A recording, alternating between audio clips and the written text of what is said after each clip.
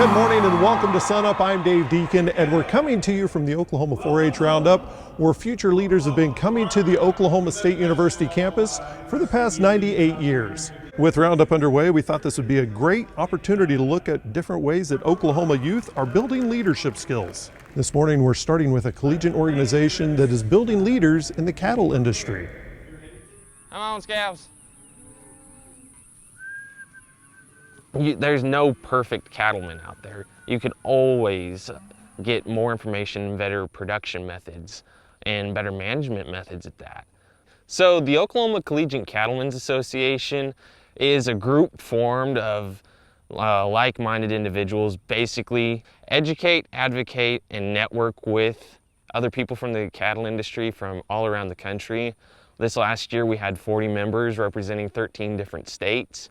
The Oklahoma Collegiate Cattlemen's Association, the OCCA, really bridges a gap between what the OCA is, Oklahoma Cattlemen's Association, where it's for professional cattlemen, and the Junior Cattlemen's Association. There's this nice gap where we're older than the membership for the Junior Cattlemen's Association, but younger than the Oklahoma Cattlemen's Association.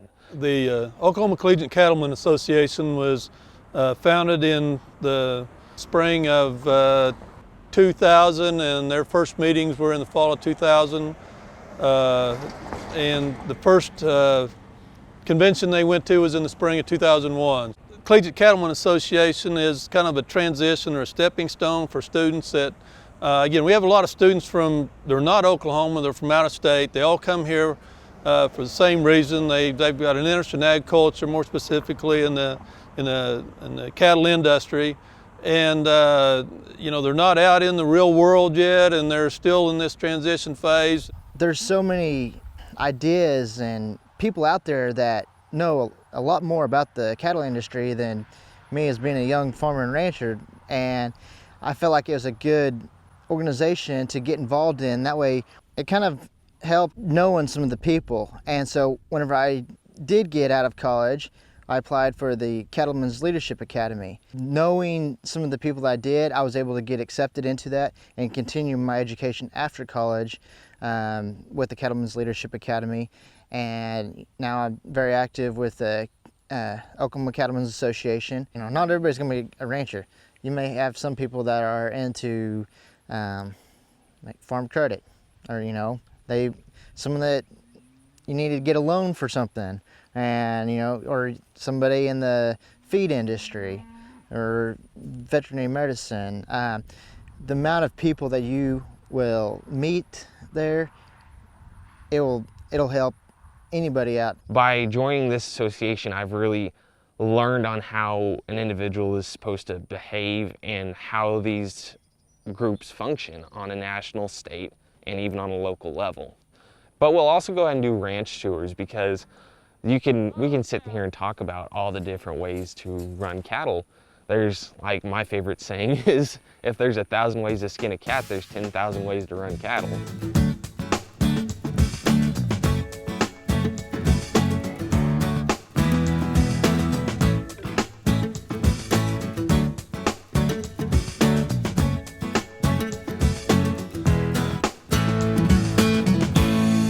Last week on the Cow-Calf Corner, we visited with you about the impact of heat stress on the bulls, that side of the equation in terms of how it might impact reproduction in our cow herd if we try to have a breeding season that goes into late summer, early fall.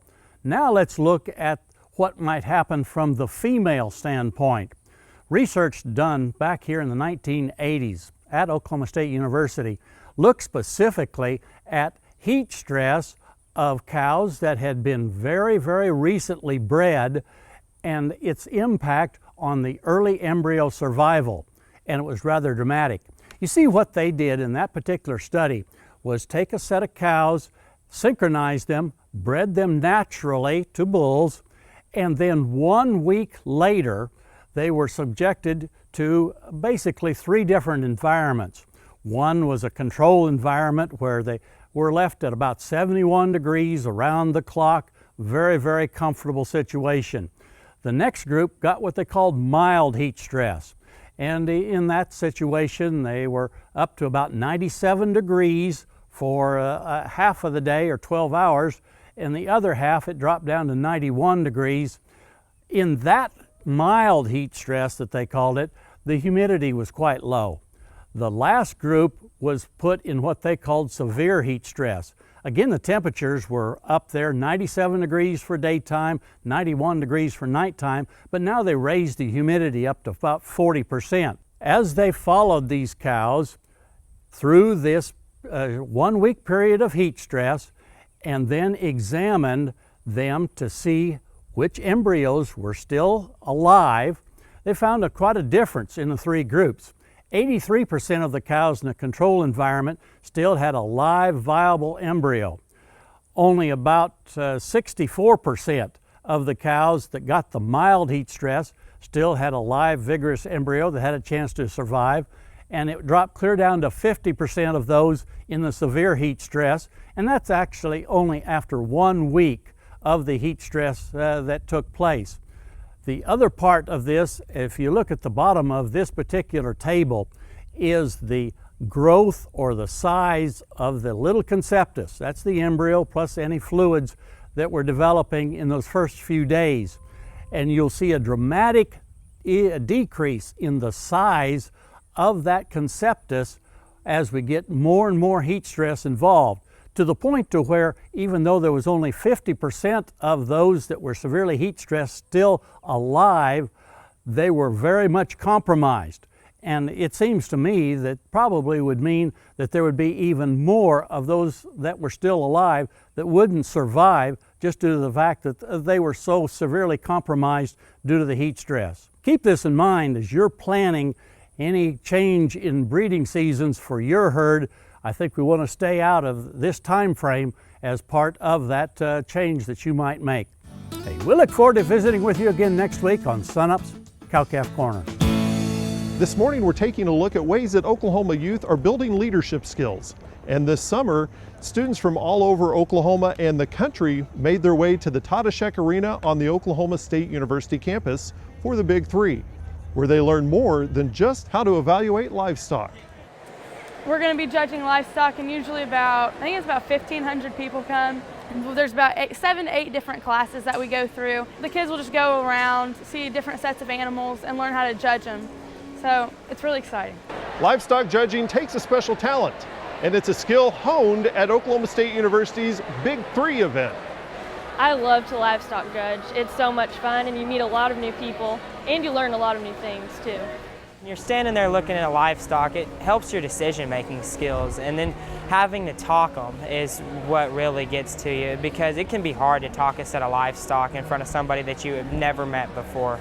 Usually we take our times on things, and this is great because I tend to second guess myself a lot, as I know a lot of people here do, and usually that can get you in trouble. So going by fast, that is a great tip. As animals get older, everybody can start to see the best ones, and they cost more because of that.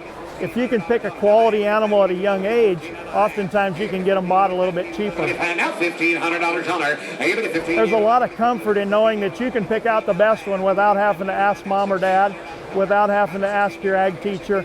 Because you've learned how to evaluate livestock, you have the confidence to go in and pick out the one that you want to buy for a project. It is a livestock evaluation competition. But more than anything, these students are learning the essentials of leadership. You learn decision-making skills, critical thinking, how to back up your decisions, and just things like that help with your confidence. It helps on your communication, your people skills, getting in front of people and giving reasons, and just talking to new people. And so this is an activity that develops those things that employers are looking for, and many of those jobs may not have anything to do with animals.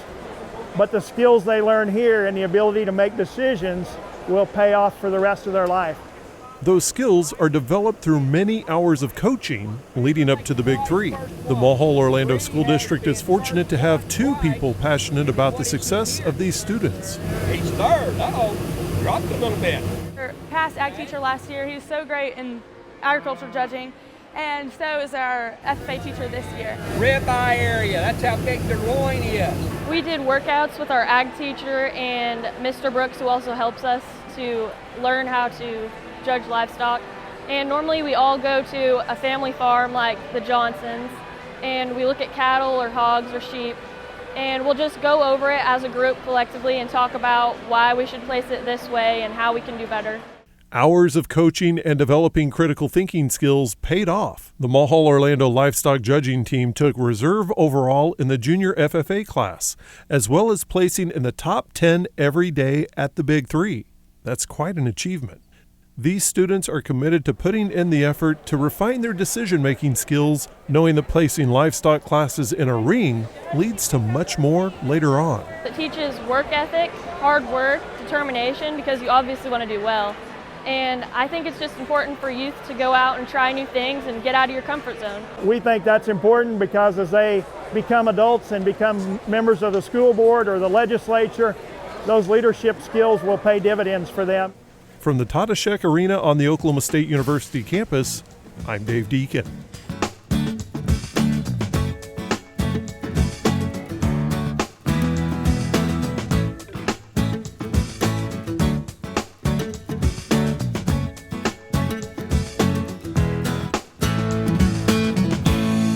Hi, Wes Lee with your weekly Mesonet weather report. What a refreshing break we received from the heat this past week. A strong cold front for July came through early in the week. This dropped temperatures 10 to 15 degrees from the week before. On Wednesday morning, low temperatures dropped all the way into the 50s and low 60s statewide. Camargo even recorded a low of 48 degrees. Unfortunately, this front did not bring much rain along with it. This 3-day rainfall map from July 24th shows that the northeast quadrant and the tip of the panhandle were the only lucky ones to receive rain.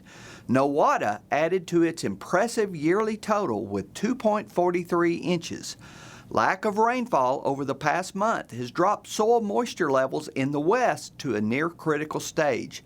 This map shows 16% plant available water as of Wednesday morning. We are under 10% available moisture at this depth in several locations. The lowest is recorded in Alfalfa County at 6%. As expected, the Northeast is the only part of the state with adequate moisture levels. At Kingfisher, we see in this 30-day fractional water graph that they started out with good levels, but without significant rain, all depths have dropped to below 0.1 on the index. Gary is up next discussing drought creeping back into the state. Thanks, Wes, and good morning, everyone. Well, I wish I had better news, but unfortunately, we're back on the train of drought monitor reports every week, so with more color appearing on the map, let's get right to it. Really, the main area we're worried about is southwestern Oklahoma, far southwestern Oklahoma, where we continue to see those abnormally dry conditions. And as you can see on the next map, the 30-day rainfall map, there's a pretty clear indication why. Some of that area has had less than an inch of rainfall over the last 30 days. That shows up pretty clearly on this departure from normal rainfall map for the same last 30-day period, really from 1.5 to less than 3 inches below normal across much of central western Oklahoma, even extending over into parts of eastern Oklahoma.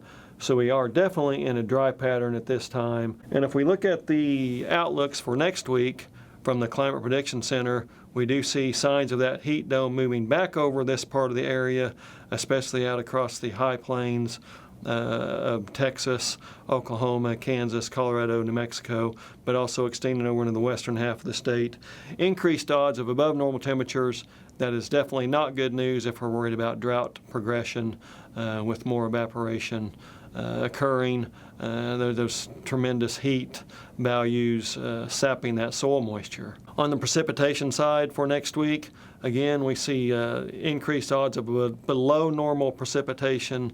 So the combination of above normal temperatures, below normal precipitation is a perfect recipe to get drought to flourish in Oklahoma after it gets started. That's it for this time, and we'll see you next time on the Mesonet Weather Report. There's a lot of uncertainty that the corn market's bleeding over into the wheat market. So Kim, Is that good for wheat prices? I think it's good for wheat prices, especially in the Panhandle area. You look at wheat prices, there's around $4.20. Corn prices around $4.30. We've got feedlots and feed mills that are now using wheat rather than corn, and I think that helps our wheat prices. Now, that uncertainty is probably because of the planted acres survey that the USDA released in late June. You know, they projected or estimated corn planted acres at 91.7 million acres. The market was expecting about 88 million acres, and that uncertainty, you know, of course, corn prices collapsed some. That took wheat prices down with, but that's causing some of the uncertainty in the market. Now, we also have uncertainty with soybeans. When they the market thinks they overestimated corn acres. They may have underestimated soybean acres. They came in at 80 million. The market was expecting significantly higher than that. And the USDA is conducting a survey in July. They're probably getting through with that now to re-estimate the corn and soybean planted acres. That's going to be released August the 12th. So we've got uncertainty until about that time period. So what does that mean for the corn and soybean prices? Well, that risk in there, of course, with the 91.7, no one wants to say that USDA is wrong because USDA has relatively good numbers. Yes, corn prices are lower. You've got the D's contract about $4.30. Trading range is from $4.20 to $4.70. So we're down on the bottom end of that range. You look at the prices for the corn crop coming on. The basis is from -40 in central Oklahoma to +15 in the Panhandle. That gets you about $3.90 to $4.45 for the corn price. The funds are long, 125,000 bushels. So overall, I think the market is optimistic or bullish corn. Let's move on to the global market. What's going on with the Chinese trade negotiations? Well, if you look at the trade negotiations there, of course, that gets us into mostly soybeans, but to corn a little bit. It was announced Thursday that a trade team's going over to China next week to continue or to restart those negotiations, and that's probably positive. You know, you look at soybean prices, what's going on there with those negotiations. The contracts around 910, range 890 to 950. The surveying those acres for the planted to see what happens. So you got the uncertainty there too. Forward contract basis about a dollar under, so you got 890 beans for it. And the funds are short 40,000. So they're basically optimistic corn, pessimistic for soybeans. Let's move back to wheat for a second. Is there any chances that wheat prices will recover? I think so. Given the news that came out this last week, you know, both the Russians and the USDA lowered the Russian projected crop. It was up around 2.8 billion bushels, maybe slightly over. Right now, both the U.S. and Russia have it down to about 2.7. I read one report that, you know, expects the market or it to come in even shorter than that. So that's positive. 80% of Ukraine's record wheat crop's been harvested. It's coming in as expected. At least it's not going to be bigger than expected. But Russia's at 40%, so we got a lot of room there for those yields to continue to come down, and that market to be less and potentially higher prices.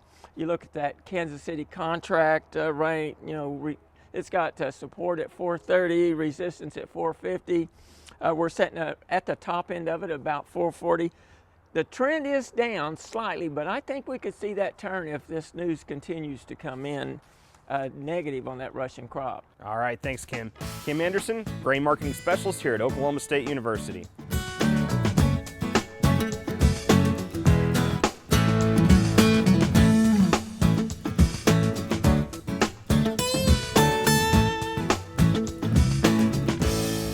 Roundup workshops and competitions have evolved over the years from the traditional to the tech savvy. But over that time, 4-H's values have remained the same, and internet giant Google has taken notice. SUNUP's Lyndall Stout takes us to Mayes County, where we learn about a growing partnership. Talk about inspiring. Oklahoma 4-Hers, in the middle of computer coding, creativity and tech skills in action, get positive reinforcement from the CEO of Google.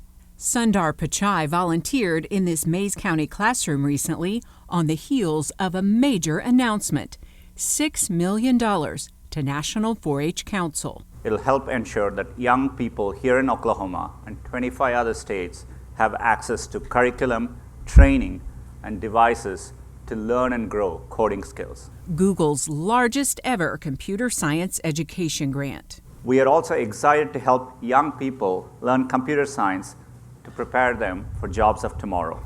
The data center in Pryor is expanding too. 4-H, Google says, is the perfect partner to educate the next generation. As a former 4-H'er myself, I knew firsthand the impact that 4-H could have on young people. I traced many of my life's journeys back to my experience in 4-H. And so as we thought about potential partners who we could work with to really expand computer science education to young people in underserved and rural communities in particular, 4-H was an obvious partner. And it was exciting when Google decided to put this major facility right here in Oklahoma. I mean, this data center is about as big as they get. And so that alone was exciting. And then for them to partner with an organization like 4-H just elevates everything. I mean, it really is a transformational event. The collaboration between Google and 4-H brings computer science education to underserved youth across the country, serving 1 million young people over the next 3 years, with specific focus on rural populations that traditionally have been underserved. Educational opportunities important for the future of agriculture in Oklahoma and beyond. If we're going to be successful in Oklahoma agriculture in the 21st century, we've got to be at the cutting edge, at the leading edge of adopting technologies that give us a competitive advantage in efficiency, in the quality of food that we produce, the quality of fiber that we produce, and so on. And so that means that the workforce of the 21st century, Oklahoma's workforce of the 21st century, on farms, in processing plants, in cities, all across the state, we've got to be tech savvy. Having Google as a partner to 4-H as we build the agriculture industry's future workforce is an exciting partner to help grow the diversity and the fluency and the number of young people ready to go into careers in today's agriculture and what we're going to need for the future. I can see this as a great opportunity for our youth, for the families to become and get involved, and it's opportunities for 4-H to grow. 4-H is over 100 years old, so gosh, we're still learning and we're still doing so many great things. And in 4-H, our policy is learn by doing. Well, I'm such a huge proponent of 4-H and all things rural. That's just part of who we are as Oklahomans. I think those programs are great for young people to get involved with. It's a great thing for Oklahoma. It just shows what a great corporate citizen Google is, and we just need more of that investment to our rural Oklahoma. We're joined now by Wes Lee, who is responsible for 4-H STEM programming across Oklahoma. And Jeff, let's talk about some of the reasons why 4-H is involved with computer science programming in the first place. 4-H is involved with a lot of different programming, not just computer science, but healthy living, citizenship, and agriculture are probably our 4 mainstays of what we do in 4-H. And they're all interrelated. It's really kind of hard to pull one out from the other one, and particularly when you look at computer science. And we see an opportunity for our youth, a future for our youth, and an opportunity to help society with the need that's there, because there's been a shortage of scientists and engineers and now computer scientists throughout society. So it's just a big hole that we can help fill. And then we have all of our youth that we want to educate and promote and help them have productive lives and contribute to society. And so it's just a natural match and a natural fit. And it just really doesn't matter what field you're in or what you're interested in. Technology has become part of it. And so you have to understand some computer science. And it doesn't matter if you're the one programming the computer, running the computer, or if you're the person that's managing the person that's running and programming the computer. It is all interrelated and it's all tied together. So talk about this gift from Google and how you and the team are planning and working and getting that going across Oklahoma. Okay. The gift from Google, they gave $6 million to the National 4-H Council. That is distributed over years to a number of states. The part that we've gotten is we have bought some Chromebooks, we've purchased some other equipment and materials and educational supplies. But it's more the way that we're using those things, not so much the supplies and the things that we've bought. We held a training in March and we taught 2 different tracks. And what we were doing, we were training teen leaders to teach younger youth. So we teach them to teach younger youth computer science skills. But you go through all the steps to teach a computer to do something. And the one that we did last year is called Animate a Name.